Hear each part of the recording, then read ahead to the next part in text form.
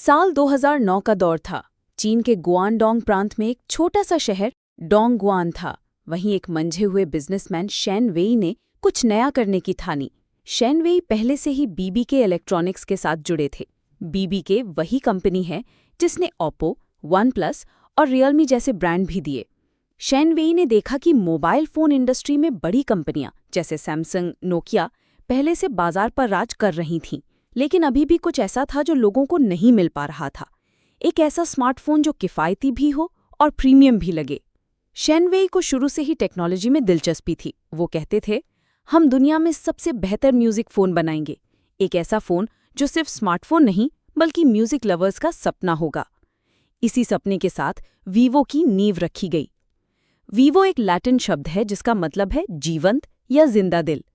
Shane वेई चाहते थे कि उनका फ़ोन भी यूजर्स के जीवन में जान डाल दे, म्यूजिक, कैमरा और खूबसूरती के साथ। वीवो की शुरुआत बीबीके इलेक्ट्रॉनिक्स के एक सब ब्रांड के रूप में हुई। शेन वेई ने अपने पुराने अनुभव और टीम के साथ मिलकर एक छोटा प्रोडक्शन यूनिट खड़ा किया। पहले साल उन्होंने सिर्फ म्यूजिक फोकस्ड फीचर फ़ोन बनाए। धीरे धीरे उन्होंने स्मार्टफोन के लिए R&D पर फोकस किया और 2012 में पहला Vivo smartphone Vivo X1 launch किया गया। ये फ़ोन उस समय का सबसे पतला स्मार्टफोन था और इसमें HFI म्यूजिक चिप लगी थी जो वीवो को बाकी कंपनियों से अलग बनाती थी। शुरुआत आसान नहीं थी। उस वक्त शाओमी, सैमसंग, हुआवे जैसी कंपनियां चीन में तेजी से आगे बढ़ रही थीं। वीवो को बाजार में पहचान बनानी थी। शेन वेई ने अपने कर्मचारियों से कहा, हम सिर्फ एक फ़ोन नहीं बेचेंगे, हम लोगों को क्वालिटी और म्यूजिक का नया अनुभव देंगे। वीवो ने म्यूजिक पर ही फोकस रखा और युवा लोगों को टारगेट किया। वीवो ने छोटी छोटी सिटी में अपने स्टोर खोले, जिससे गांव कस्बों में भी उनका फ़ोन बिकने लगा। वीवो ने ऑफलाइन मार्केटिंग को अपना हथियार बनाया। उन्होंने छोटे शहरों में शोरूम खोले, डिस्ट्रीब्यूटर बनाए, लोकल सेल्समैन को ट्रेनिंग दी। वीवो के कर्मचारियों को सेल्स के साथ साथ रिलेशनशिप बनाने पर फोकस करने को कहा गया। धीरे धीरे वीवो ने बड़े बड़े इवेंट स्पॉन्सर किए, जैसे IPL, फीफा वर्ल्ड कप, और दुनिया ने पहली बार वीवो नाम सुना। 2014-15 में वीवो ने अपनी नज़र भारत पर डाली। उस वक्त भारत में शाओमी, सैमसंग, माइक्रोमैक्स और कार्बन जैसे लोकल ब्रांड मजबूत थे। शेन वेई और वीवो की टीम को पता था कि अगर उन्हें इंडिया में पैर जमाना है तो उन्हें लोगों के दिल तक पहुंचना होगा। वीवो ने चीन में जो ऑफलाइन मॉडल अपनाया था वही इंडिया में भी अपनाया।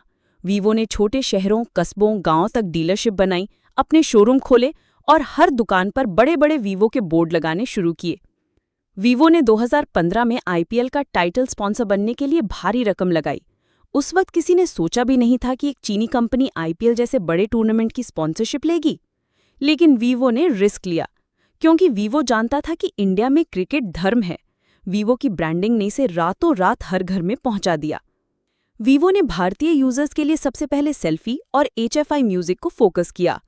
वीवो V5 सीरीज ने 20 MP मूनलाइट सेल्फी के साथ मार्केट में तहलका मचा दिया।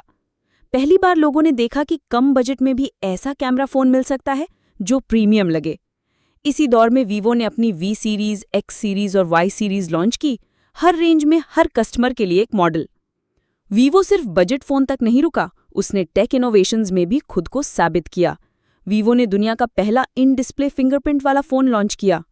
पॉपअप सेल्फी कैमरा भी वीवो ने ही सबसे पहले दिखाया और HFI ऑडियो चिप से म्यूजिक क्वालिटी को नया मुकाम दिया। इन सारी इनोवेशंस ने वीवो को कॉपियर नहीं बल्कि एक लीडर ब्रांड बना दिया। बहुत लोग नहीं जानते कि ओप्पो और वीवो असल में बीबीके इलेक्ट्रॉनिक्स के ही ब्रांड हैं। बीबीके ने हर ब्रांड को अलग अलग पहचान दी।